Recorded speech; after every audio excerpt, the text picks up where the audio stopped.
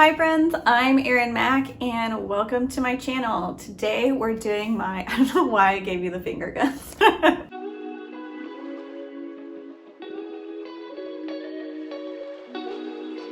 I'm wearing some overalls that make me look like a toddler, but they're comfortable, so oh well. Today we're doing my May wrap up. April, I was in a big reading slump and did not read anything, or I didn't finish anything. But yay May, because I read 6 books and plus a DNF. Let's start with the one that got me out of my reading slump. Da, da, da, da.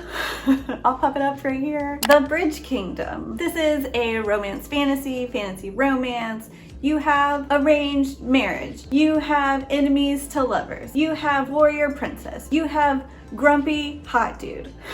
Will they, won't they, will she, won't she, kind of thing. It was so good. You know I like fantasy romances, and this was a great pick. I really liked it. Had a lot of good tension and steamy scenes with some political intrigue, that sort of stuff too.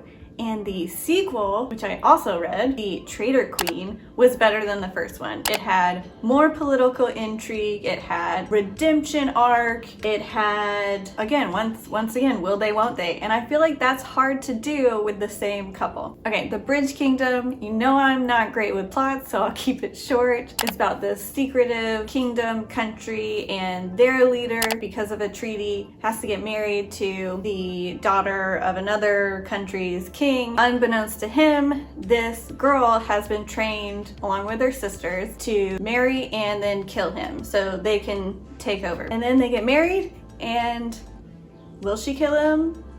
Will she not? Who knows? Will they fall in love? And then the Traitor Queen, I feel like you know what happens based on the title. The ending of this one, I was legit like, what's gonna happen? What's gonna happen? It was so good. Yeah, so I highly recommend both of those books. I read both of those on my Kindle, and the third book I read was Written in the Stars. That was from the library. This one has like a Pride and Prejudice fake relationship, enemies to lovers. It's women loving women. Y'all, it was so good. And at first I was like, I don't understand how this fake relationship is gonna work out, or like how they're gonna make it believable. But in the end, it was really cute. It's set during Thanksgiving, Christmas holiday season. And so if you're wanting a more holiday or cozy book, I highly suggest this one as well. Oh, and it's steamy too. It was really good. And I can't wait to read the sequel that just came out too. Now let's talk about the one that I did not finish.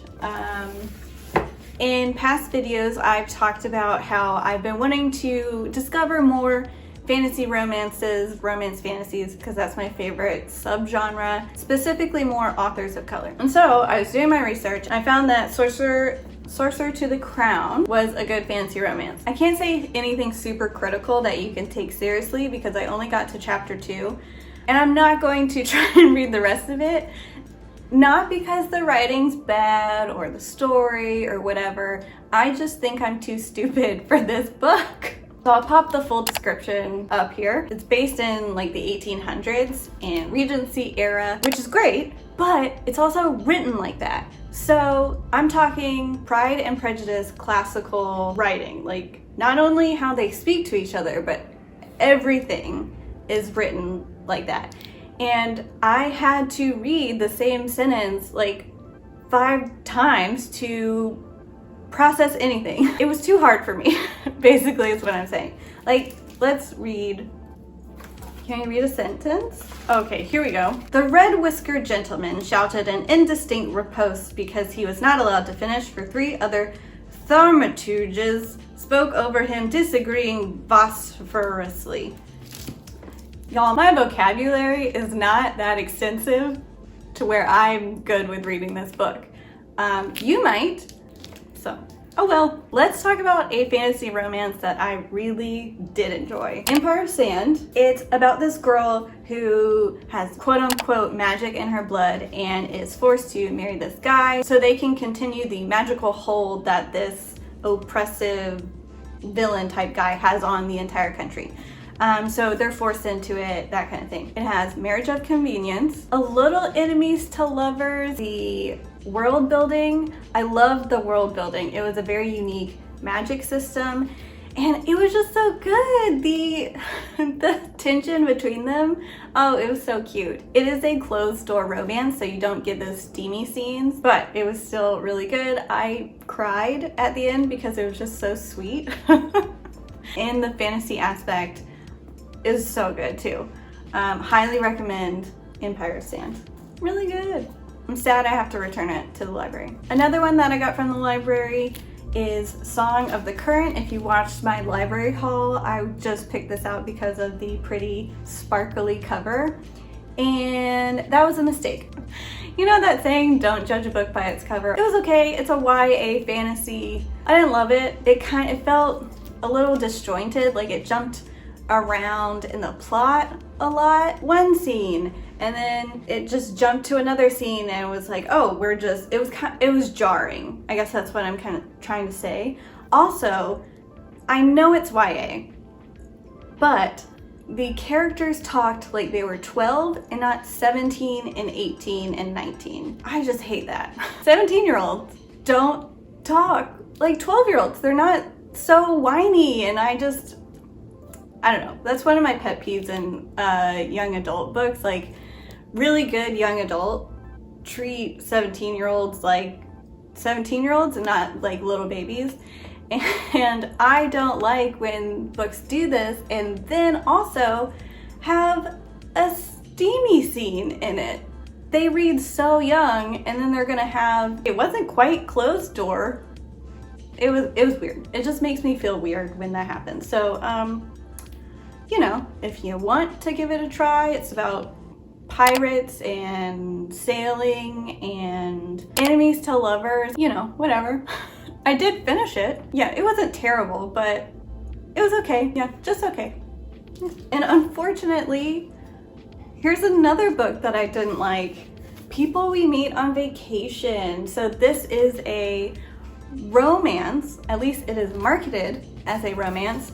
Yeah, didn't like it. It's about two friends who have been friends for like, I don't know, well over 10 years, and they always go on vacation together. Something happened in a past vacation, they don't talk anymore, and it's about them going back on vacation, and that something that happened is like teased throughout the book. And let me tell you, it was a big letdown to find out what it actually was. It just felt like it was too built up, and then it was like, oh, that's what they're talking about?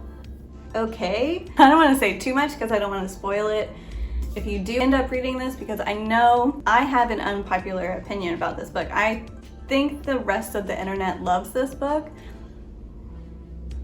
I don't. I like romance books that have tension. Like, it's like, ooh, they like each other, you get that tension between them. I don't know, the giddy butterfly feelings when you first start a relationship. That's what I'm looking for in a romance. This did not have it because they're friends, and the entire time our heroine is saying that they're just friends, that she doesn't have feelings for him. They're just friends, basically until 2 seconds before they end up hooking up. And I'm like,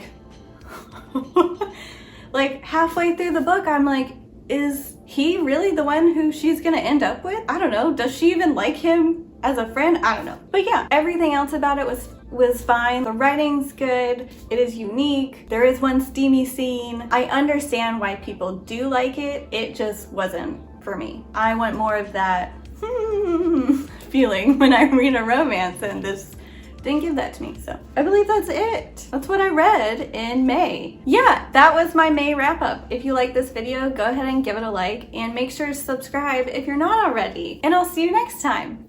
Bye.